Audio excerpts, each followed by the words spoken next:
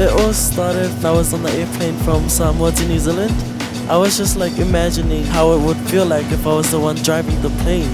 I just started researching like how to become a pilot. I was seeking one of our career teachers about like different pathways and different opportunities. One of them was joining the Ardmore Aero Club for young pilots.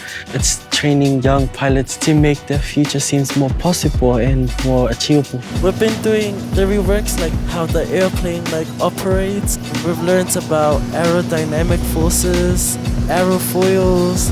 It's exciting and it's kind of all-encompassing, so when you're flying the plane, you're not doing anything else. You're not thinking about work, you're not thinking about the bank account. Everyone thinks that it comes down to being good at maths and physics, but actually anyone can learn that stuff. The thing that makes you employable as a pilot is how well you get on with people, how well you communicate as a crew. The actual flying in the airplane, you learn that in your first 10-20 hours. I feel really happy. I just can't wait to fly and learn how to fly an airplane myself.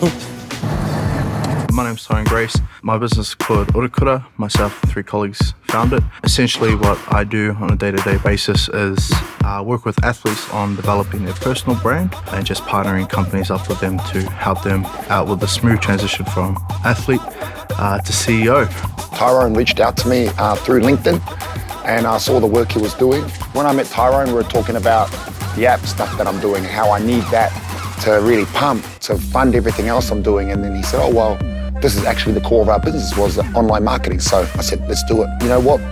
Kids from this area, people that are, coming through tough times, they need to understand that we can't use that as an excuse. And that's one mantra I live by, is no excuses. Don't use where you come from as an excuse to go down that same path. So all we're trying to do here is show them there is another option, but it takes hard work. It's really, when I talk to schools and talk to youth, it's letting them know that anything is possible and you can dream big, but you must be willing to work. Otherwise, a dream's just a fantasy.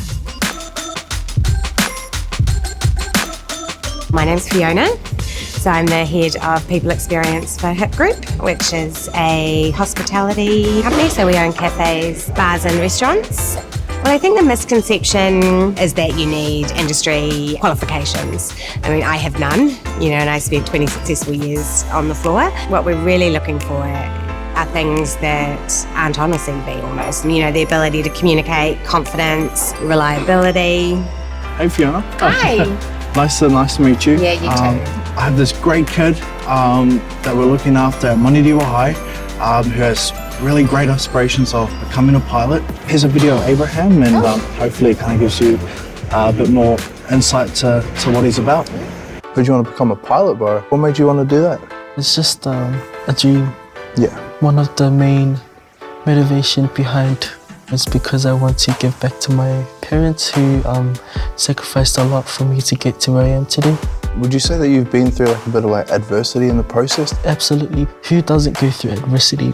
We as young people, we need to realize that adversity can also be a good thing. All the struggles that I've been through and all the hardships I've experienced has helped me to grow as a person.